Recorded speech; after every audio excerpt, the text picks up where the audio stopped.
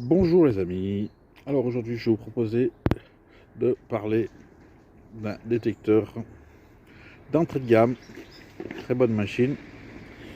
Donc pour ceux qui connaissent ce disque, je vais parler de l'Eurotech de chez Technetics. Alors ce que moi j'appelle tout simplement le vert, ce qui est couleur vert. Voilà, donc il est tout simple, il n'y a pas grand chose. Alors celui-là, je vous dis tout de suite, il est en état d'épave, comme on peut voir ici. Il n'y a plus de bouton qui marche, hein. Tout ça, ça marche plus. La carte a été débranchée parce que justement les boutons répondaient plus. Mais il fonctionne toujours, la preuve que c'est du très bon matériel qu'a fait Technetics. C'est-à-dire que avant qu'il tombe en panne d'écran, de façade, il est resté bloqué en fin de compte, enregistré au réglage que je lui avais mis.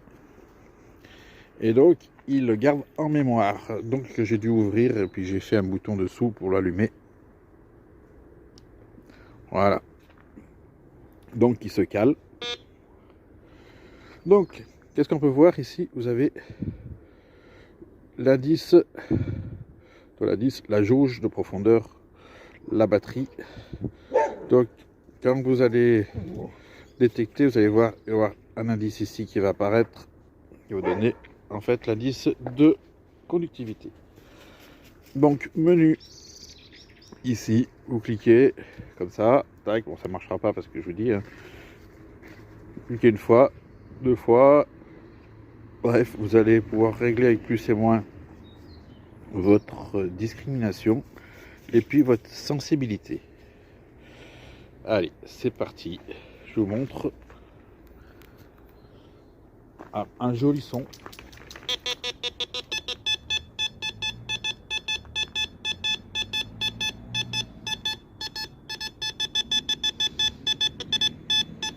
Voilà. Donc, vous avez compris que si la cible est bonne, il va faire un joli son aigu. Si vous avez malheur de vous rapprocher avec un ferreux, il va vous faire un bruit de canard qui est pour vous dire que vous avez un ferreux. Alors, on va faire un petit test vite fait avec une lame de cutter pour rentrer un ferreux. Vous voyez déjà, il la discrimine, le discrimine quand même assez bien. Il prend un coup.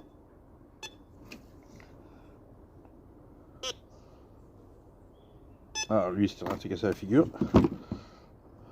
Bouge pas. Pas de coupure, hein.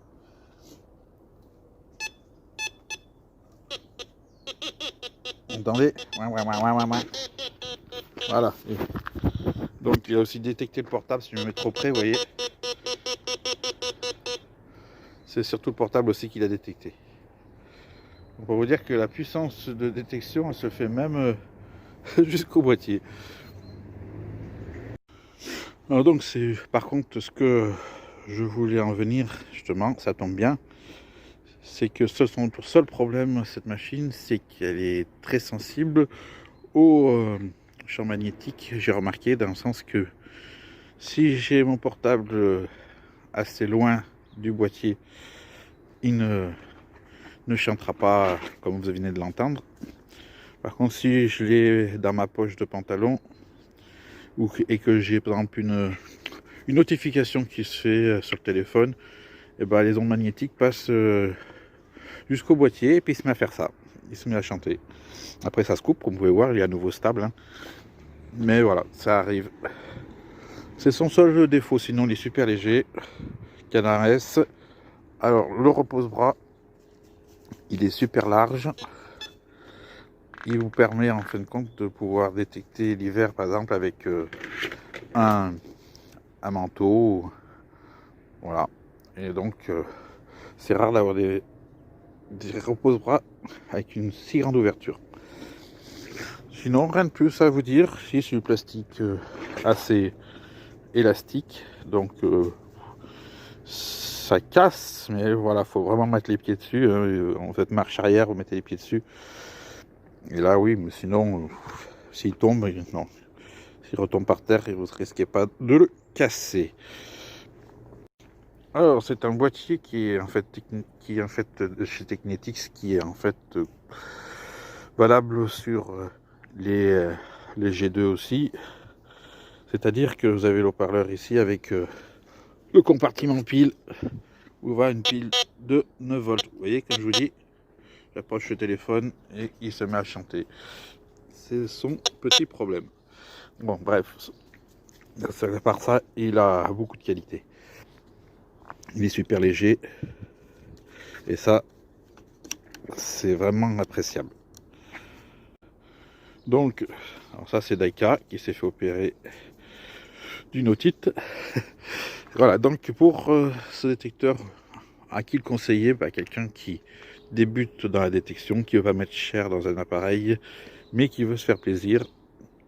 C'est une très bonne machine. Après, vous avez la même version que celui-ci, mais qu'on appelle le Rotec Pro. Après, ce qui diffère, c'est que sur le Rotec Pro, déjà, ici, le cadran au lieu d'être vert, il est rouge. Et puis, vous avez un pinpointer au centre pour pouvoir cibler, que là, vous n'avez pas. Il faut dire vraiment que là, c'est la machine d'entrée de gamme de base pour pouvoir détecter et se faire plaisir à moindre coût.